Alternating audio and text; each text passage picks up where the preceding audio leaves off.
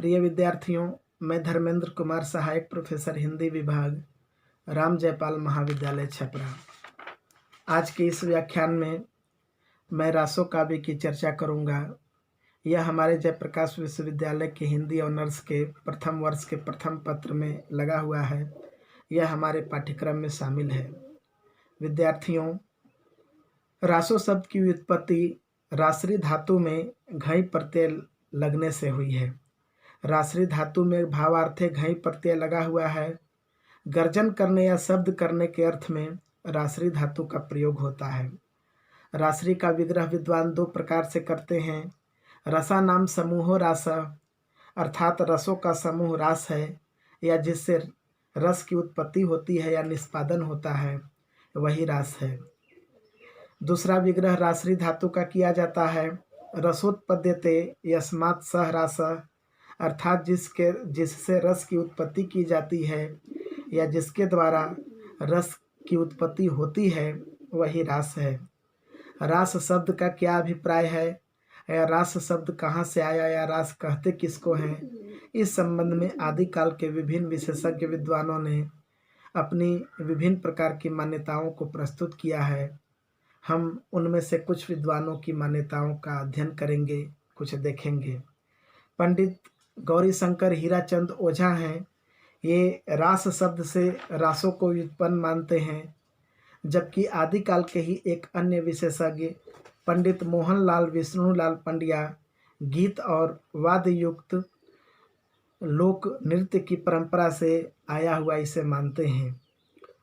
इसके बाद रसायन शब्द से भी रासों की व्युत्पत्ति करने वाले विद्वानों में आचार्य रामचंद्र शुक्ल का महत्वपूर्ण स्थान है। हिंदी के वरिष्ठ इतिहासकार और अत्यंत ही महत्वपूर्ण विद्वान आचार्य रामचंद्र शुक्ल ने रसायन शब्द से रासों की व्युत्पत्ति मानी है, और इस संबंध में अपने साहित्य के इतिहास में उन्होंने तर्क दिया है। वे अपने साहित्य के इतिहास में लिखते हैं कि बिसल देव रासों में काव्य के अर्थ में रसायन शब्द बार बार आया है। अतः हमारी समझ में इसी रसायन शब्द से होते होते रासो हो गया। कहने का आशय यह है कि आचार्य रामचंद्र शुक्ल रसायन शब्द से रासों की व्युत्पत्ति मानते हैं, और इस संबंध में वे बिसल देव रासों की एक कविता की पंक्ति भी उद्धृत करते हैं। नाल रसायन आरंभई शारदा तुठी ब्रह्मा कुमारी। ये बिसल देव रासों की पंक्तियां हैं। जॉर्ज ग्रियर्सन, जो हिंदी साहित्य के अत्यंत ही महत्वपूर्ण इतिहासकार हुए हैं, उन्होंने राजा देश शब्द से रासों की व्युत्पत्ति मानी है। वे अपने हिंदी साहित्य के इतिहास में लिखते हैं, जॉर्ज ग्रियर्सन, कि मारवाड़ी में रासों का एक नाम रायसो भी चलता है। यदि वह अशुद्ध नहीं है तो राजा देश से रायसों का उत्पादन करना चाहिए, क्योंकि आदेश का आयसु होता है। गारसा दत्तासी, जो हिंदी के प्रथम इतिहासकार हुए हैं और उन्होंने फ्रांसीसी भाषा में हिंदी साहित्य का इतिहास लिखा है, उन्होंने राजसूय शब्द से रासो शब्द की व्युत्पत्ति मानी है। वे कहते हैं, गारसा दत्तासी का कहना है कि मुझे विश्वास है कि कुछ लोगों ने वे रासो शब्द की व्युत्पत्ति के संबंध में विशेष संदर्भ पृथ्वीराज रासो का देते हैं, और गारसा दत्तासी का कहना है कि मुझे विश्वास है कि कुछ लोगों ने इस लेखक को चंद अथवा चंद भाट के नाम से और उसके ग्रंथ को पृथ्वीराज राजसु के नाम से संबोधित किया है।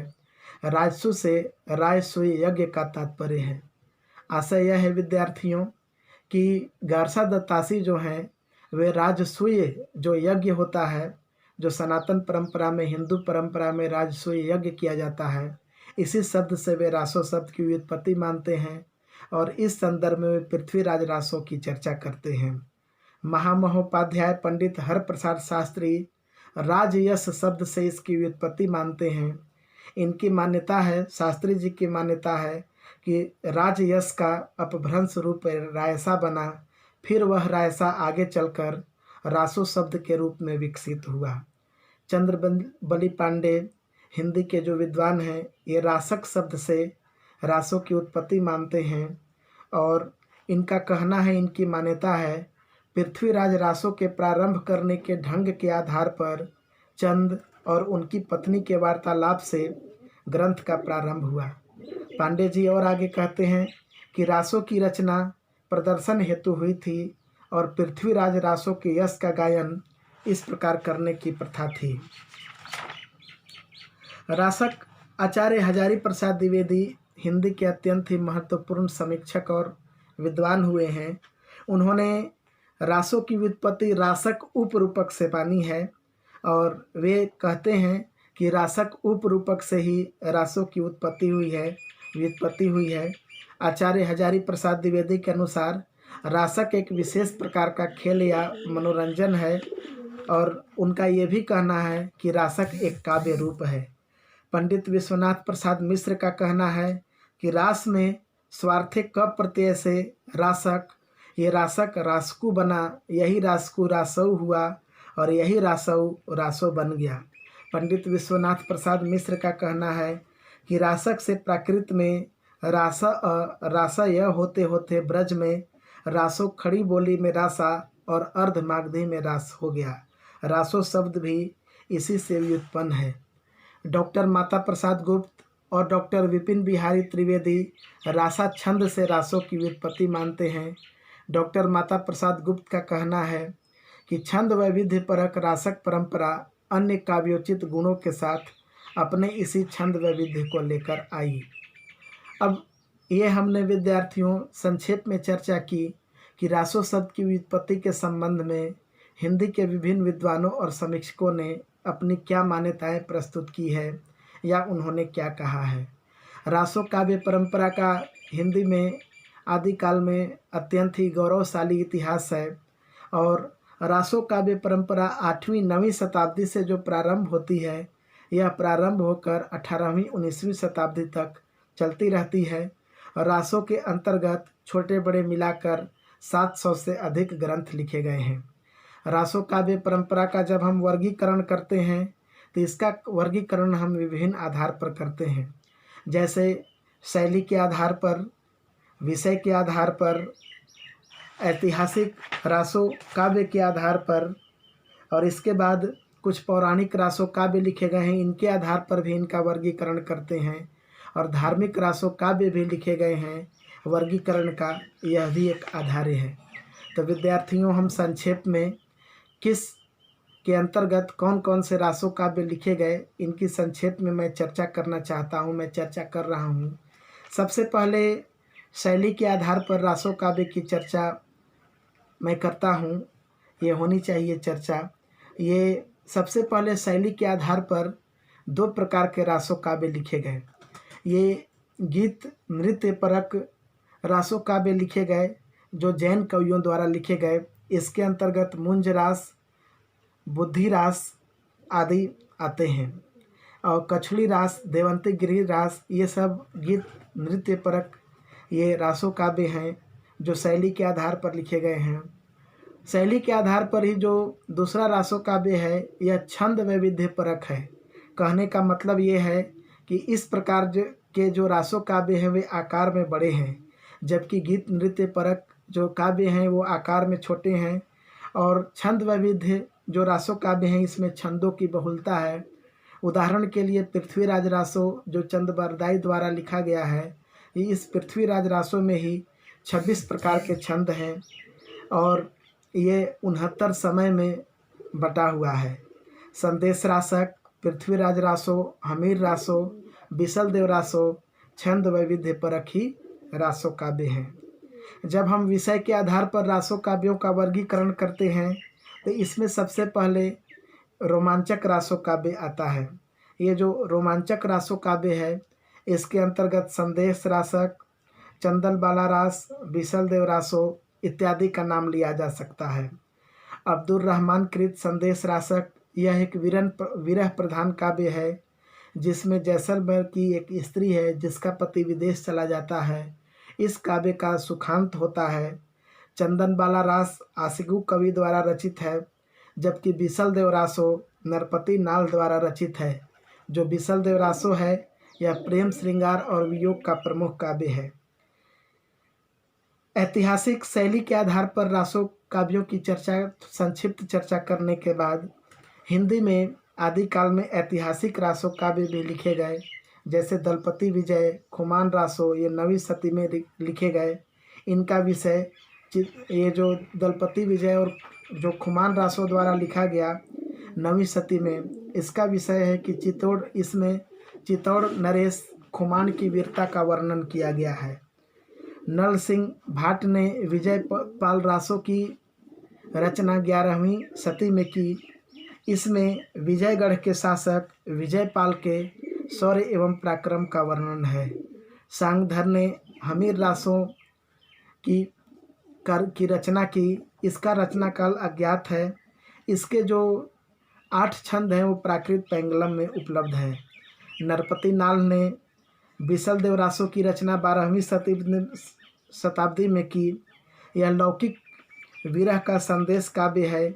अजमेर के चौहान राजा बिसल देव और रानी राजमती के प्रेम और विरह का वर्णन इसमें किया गया है। इसी ऐतिहासिक काव्य के अंतर्गत पृथ्वीराज रासो आता है। इस महत्वपूर्ण रचना को हिंदी के अनेक विद्वान प्रमाणिक रचना मानते हैं, कुछ अप्रमाणिक रचना मानते हैं और कुछ अर्ध प्रमाणिक रचना मानते हैं। पृथ्वीराज रासो की ऐतिहासिकता के संबंध में जितना विवाद हुआ है उतना विवाद किसी अन्य रासो काव्य में बिल्कुल भी नहीं हुआ है। लेकिन पृथ्वीराज रासो अत्यंत ही महत्वपूर्ण काव्य है, इससे कोई इनकार नहीं कर सकता है, इससे हमें इनकार नहीं होना चाहिए। यह हिंदी का पहला महाकाव्य के गौरव पर प्रतिष्ठित है। इसकी रचना चंद बरदाई ने 12वीं शताब्दी में की थी और पृथ्वीराज रासो में राजा पृथ्वीराज चौहान की वीरता का वर्णन किया गया है। जो परमाल रासो है, परमाल रासो यह इसकी रचना जगनिक ने की थी और ये इसको परमाल रासो को आल्हा खंड के नाम से भी जाना जाता है। इसमें महोबा के राजा परमार्दी देव के जो 2 सामंत थे, जो वीर सामंत आल्हा और उदल थे, इनकी वीरता का वर्णन लोकगीत शैली में परमाल रासो में किया गया है। जगनिक ने परमाल रासो में आल्हा और उदल की वीरता का वर्णन किया है। हमीर रासो की रचना जोधराज ने 1795 विक्रम संवत में की। इसमें अलाउद्दीन खिलजी और राजा हमीर के मध्य युद्ध का वर्णन है। ये लगभग 1000 छंदों में की गई रचना है। एक और हमीर रासो उपलब्ध होता है जिसे महेश कवि ने लिखा है। इसकी रचना कब हुई ये अज्ञात है। इसकी रचना के संबंध में विशेष जानकारी नहीं मिलती है। लेकिन हमीर रासो जिसकी रचना महेश कवि ने की है, यह 900 छंदों में की गई रचना है। ये तो हमारे ऐतिहासिक रासो काव्य हुए। विद्यार्थियों, ऐतिहासिक रासो काव्य के अंतर्गत हम पौराणिक रासो काव्य की चर्चा करेंगे। इसमें विभिन्न प्रकार के पौराणिक ग्रंथों से उद्धृत कथाओं को लिया गया और उन्हें जैन धर्म के अनुकूल दिखाया गया। ये जो पौराणिक रासो काव्य हैं, इसमें विभिन्न प्रकार के जैन कवियों ने जैन धर्म की मान्यताओं का चित्रण किया है।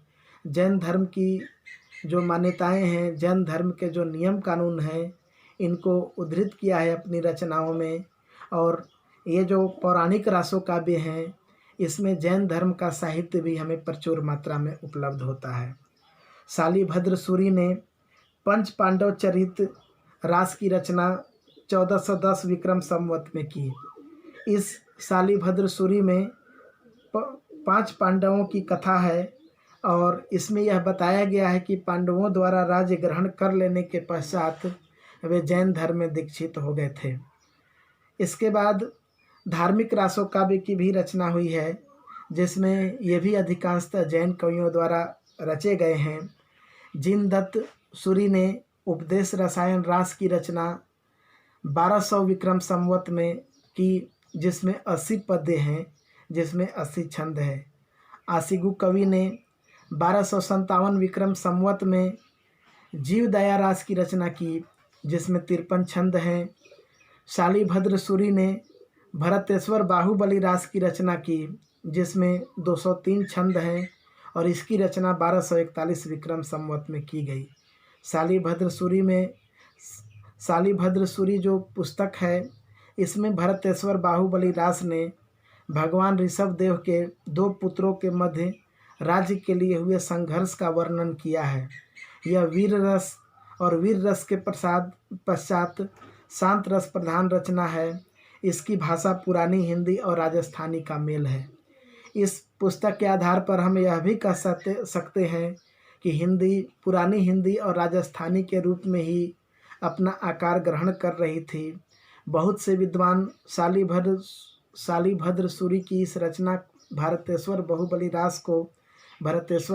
रास को हिंदी की प्रथम रचना भी, हिंदी का प्रथम काव्य भी कहते हैं। विजयसेन सूरी ने रेवंतगिरी रास की रचना की। ये 80 छंदों में रचित है और 1288 विक्रम संवत में इसकी रचना है। गिरनार के जैन मंदिरों के पुनः उद्धार की कथा रेवंतगिरी रास में की गई है। देलहन कवि अथवा देवेंद्र कवि, बहुत विद्वान देवेंद्र कवि भी इन्हें कहते हैं, कुछ विद्वान देलहन कवि भी कहते हैं। मैं दोनों की चर्चा कर रहा हूँ। देलहन अथवा देवेंद्र कवि ने गए सुकुमाल रास की रचना की 34 छंद में, और इस रास में मुनि गए सुकुमाल के चरित्र का वर्णन 34 छंद में किया गया है। प्रज्ञा तिलक नामक कवि ने कच्छुली रास की रचना 35 छंद में 1263 विक्रम संवत में की। इसमें जैन तीर्थ स्थल कच्छुली ग्राम का बहुत ही अलंकृत एवं भव्य वर्णन किया गया है। अम्बदेव सूरी ने समरा रास की रचना 110 छंद में 1371 विक्रम संवत में की। तो विद्यार्थियों, हमने अभी तक पढ़ा कि हिंदी में रासों की अत्यंत ही समृद्ध और गौरवशाली परंपरा रही है। और ये जो रासो काव्य हैं, मुख्य रूप से हम यह कह सकते हैं कि रासो काव्य परंपरा के अंतर्गत अभी जो मैंने पिछले 8-10 मिनट में मैंने जो चर्चा की, रासो काव्य परंपरा के अंतर्गत 4 प्रकार के रासो काव्य हैं। पहला शैली के आधार पर, दूसरा ऐतिहासिक रासो काव्य, तीसरा पौराणिक रासो काव्य और चौथा धार्मिक रासो काव्य। और इन्हीं के अंतर्गत विभिन्न प्रकार की रासो रचनाएं आती हैं।